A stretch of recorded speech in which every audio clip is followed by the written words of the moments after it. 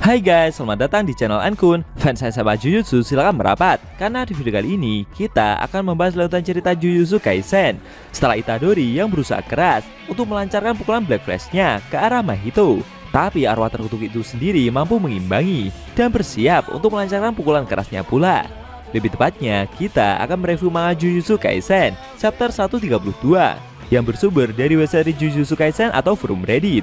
Buat kalian yang belum melihat review chapter sebelumnya, bisa klik link di deskripsi atau bisa juga klik link di pojokan atas video ini ya. Dan buat kamu yang cuma ngikutin animenya atau tidak mau kena spoiler, Ankun sarankan mending stop videonya aja dari sekarang.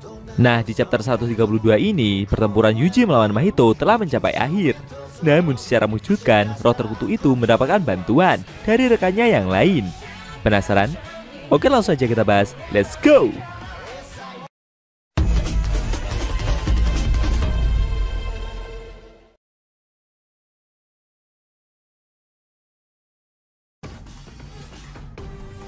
Judul chapter ke-132 adalah Insiden Shibuya, bagian ke-49. Di awal scene, kita diberikan Yuji dan Mahito yang sama-sama bersiap untuk melancarkan pukulannya. Sampai saat ini, tidak ada satupun penyihir Jujutsu yang bisa menggunakan Black Flash semau yang dia inginkan. Tapi di pertarungan kali ini, Itadori sangat hebat.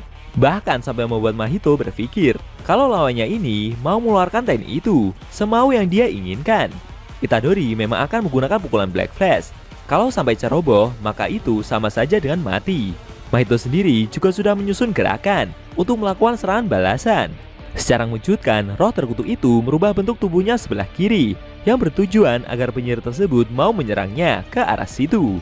Ketika Yuji nanti terpancing untuk menyerang tubuhnya sebelah kiri, maka Mahito akan menghindar dan kemudian menggunakan energi kutukannya untuk memperkuat area yang sudah dia deaktivasi dengan tekniknya.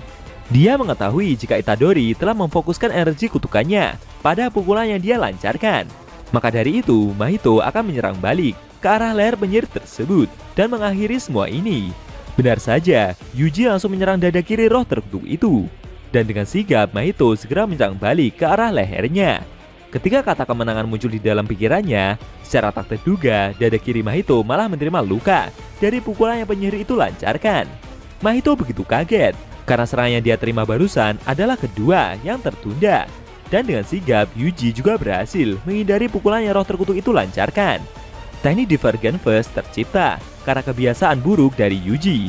Tapi teknik itu hilang karena manipulasi energi kutukannya yang sudah semakin kuat.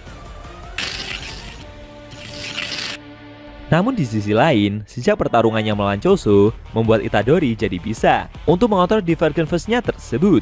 Ketika Yuji yang masih bertarung melawan Mahito di bawah lantai itu, dari atas Aoi berdiri dan memanggilnya. Menurutnya, roh terkutuk itu pasti tahu apa yang dia maksud. Tangan hanyalah hiasan belaka, dan tindakan menepuk tangan adalah sebuah aklamasi jiwa.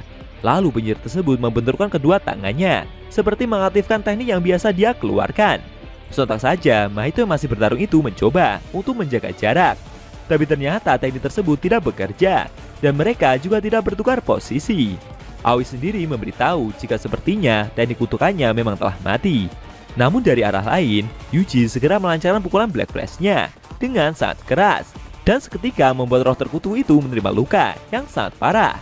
Saking kerasnya pukulan yang penyihir itu lancarkan, bahkan membuat Mahito terhempas ke permukaan dan menghantam lantai dengan sangat keras. Seketika membuat gabungan tubuh transfigurasinya menjadi hancur. Dengan susah payah, roh terkutuk itu mencoba untuk bangkit. Tapi tidak lama kemudian, Mahito mengalami muntah parah. Dia begitu kaget dan tidak menyangka, ternyata stok manusia transfigurasinya yang dia bawa telah habis.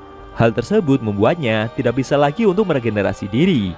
Yuji sendiri berkata, jika apa yang Mahito katakan sebelumnya tentang dirinya itu memang benar.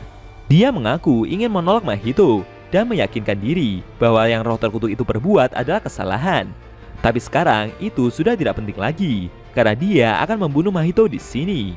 Meski nanti roh terkutuk itu akan kembali lagi sebagai iblis lain, Yuji akan tetap membunuhnya. Dia menyuruh lawannya itu untuk mengubah namanya sesuka hati atau merubah bentuknya lagi. Tapi Yuji akan tetap membunuhnya. Mahito yang mendengar ungkapan tersebut hanya diam. Yuji kembali bercerita dia tidak berpikir untuk mencari alasan lain. Mungkin 100 tahun setelah Yuji sendiri mati, alasan perbuatan yang dia lakukan akan jadi semakin jelas. Di tengah takdir yang megah ini, mungkin dia tidak lebih dari sekedar kerikil. Namun Yuji bertekad akan terus membunuh para kutukan selama dia masih sanggup untuk melakukannya. Itulah peran yang akan dia lakukan.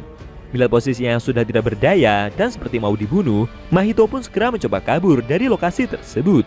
Dengan susah payah seperti sempoyongan, roh terkutuk itu mencoba untuk menjaga jarak dari Yuji. Dia seperti berjalan menembus sebuah badai salju besar sendirian dengan tenaga yang sudah hampir tidak tersisa lagi. Layaknya seekor kelinci kecil yang seperti mau dimangsa oleh seekor elang yang sedang terbang. Sedangkan Yuji sendiri terus berjalan mengejarnya dari belakang. Namun tidak lama kemudian muncul seekor makhluk lain yang seperti bersiap menyergap mangsanya. Di luar dugaan, Kenjaku muncul dan berjalan menghampiri roh terkutuk itu. Yuji yang melihat kedatangan orang tersebut cukup kaget. Mahito sendiri juga tidak menyangka jika rekannya ini akan muncul di sini. Sambil tersenyum, Kenjaku bertanya, apakah rekannya tersebut mau untuk dia tolong? Tidak disangka ya guys, Kenjaku malah muncul ketika pertempuran mereka berdua telah mencapai akhir.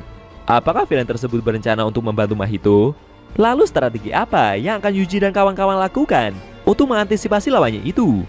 Sayangnya scene cerita manga Jujutsu Kaisen chapter 132 telah berakhir.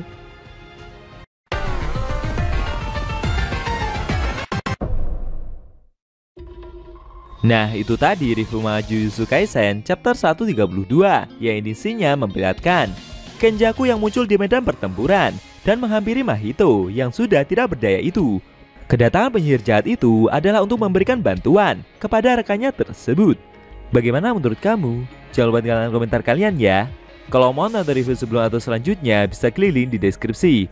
Linknya udah Mimin taruh di sana kok. Buat kalian yang mau nonton review manga Jujutsu Kaisen secara maraton, bisa klik link di deskripsi juga ya guys. Oke, tekan like kalau suka sama video ini dan dislike kalau nggak suka. Jika ada kata-kata dari Enku yang kurang pas, Enku mohon maaf dan sampai bertemu di video review manga Jujutsu Kaisen selanjutnya.